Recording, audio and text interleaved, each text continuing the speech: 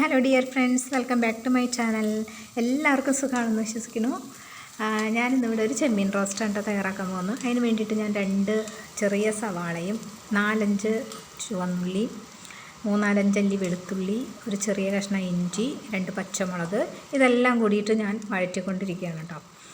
ഇനി ഇത് നന്നായി വഴന്ന് വന്നു കഴിഞ്ഞിട്ടുണ്ടെങ്കിൽ നമുക്കിതിലേക്ക് 1 ടേബിൾ സ്പൂൺ അളവിൽ ഒരു ടേബിൾ സ്പൂൺ അളവിൽ നമുക്ക് കാശ്മീരി ചില്ലി പൗഡറും കൂടെ ചേർത്ത് കൊടുത്ത് പൊടികളുടെ ഒരു പച്ചമണം മാറുന്ന വരെ നമുക്കൊന്ന് വഴറ്റി കൊടുക്കാം കേട്ടോ.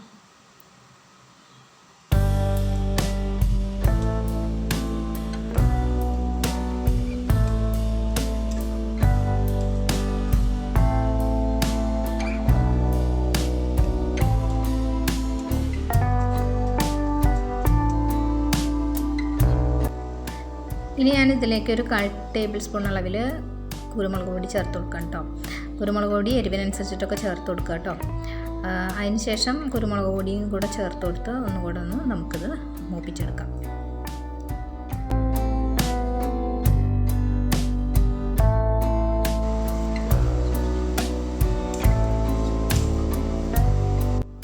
അപ്പോൾ ഞാൻ ചെമ്മീനൊക്കെ നേരത്തെ തന്നെ കഴുകി വൃത്തിയാക്കിയിട്ട് ഉപ്പും മഞ്ഞൾപ്പൊടിയും പുരട്ടി വെച്ചിരുന്നതാണ് കേട്ടോ. അത് നമുക്ക് ആ വെള്ളത്തോട് കൂടി തന്നെ ഇതിലേക്ക് ചേർത്ത് കൊടുക്കാം.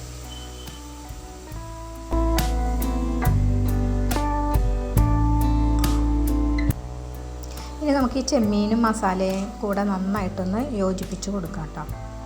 മസാലയൊക്കെ ചെമ്മീനിൽ ശരിക്കും പിടിക്കുന്ന പോലെ നമുക്കൊന്ന് യോജിപ്പിച്ച് കൊടുക്കാം.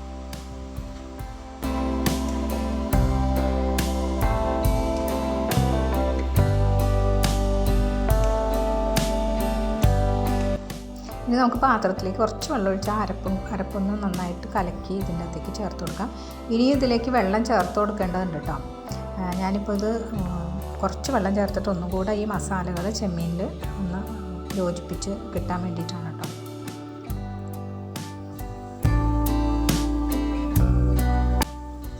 ഇതിപ്പോൾ ഒരുവിധം വലിപ്പമുള്ള ചെമ്മീനാണ് കിട്ടിയിരിക്കണതെന്ന്.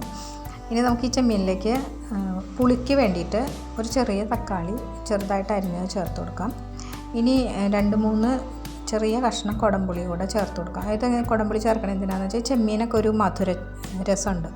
അപ്പോൾ അതൊന്ന് ക്രമീകരിക്കാൻ വേണ്ടിയിട്ടാണ് കേട്ടോ ഈ പുളി ചേർത്ത് കൊടുക്കുന്നത്. നല്ല ടേസ്റ്റുമാണ് കേട്ടോ ഇങ്ങനെ ഉണ്ടാക്കിയിട്ടുണ്ടെങ്കിൽ. ഇനിയിപ്പോൾ നമുക്ക് ഈ പുളി ഒന്ന് ഇറങ്ങാൻ വേണ്ടിയിട്ട് നമുക്ക് ഒന്ന് മൂടി വെച്ച് ഒരു 2 മിനിറ്റ് സിമ്മിലിട്ട് വെച്ചേക്കാം.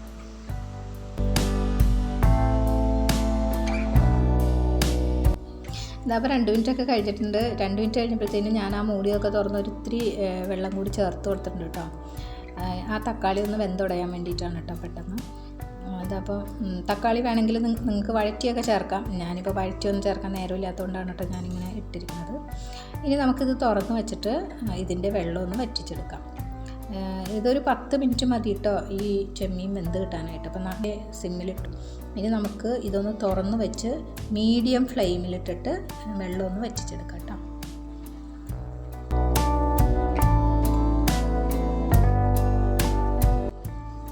ചെമ്മീൻ റോസ്റ്റ് നമുക്ക് പല രീതിയിലും തയ്യാറാക്കി എടുക്കാം കേട്ടോ. 2-3 വീഡിയോ ഞാൻ എൻ്റെ ചാനലിൽ തന്നെ അപ്ലോഡ് ചെയ്തിട്ടുണ്ട്. ഇനി നമുക്കിത് തുറന്ന് വെച്ചിട്ട് ഒന്ന് വറ്റിച്ചെടുക്കാം കേട്ടോ. ഇതപ്പോൾ നമ്മുടെ ചാറൊക്കെ കുറുകി ചെമ്മീൻ റോസ്റ്റ് നല്ല സൂപ്പറായിട്ട് കിട്ടിയിട്ടുണ്ട് കേട്ടോ.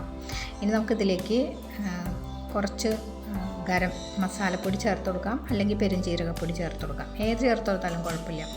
ഞാനിപ്പോൾ ഗരം മസാലപ്പൊടിയാണ് ചേർത്ത് കൊടുത്തിരിക്കുന്നത്. ഗരം മസാലപ്പൊടി ചേർത്ത് കൊടുത്തിട്ട് ഒന്ന് നന്നായിട്ട് ചെറു തീയിൽ വെച്ചിട്ടൊന്നും കൂടെ ഒന്ന് കൂട്ടി യോജിപ്പിച്ചെടുക്കാം.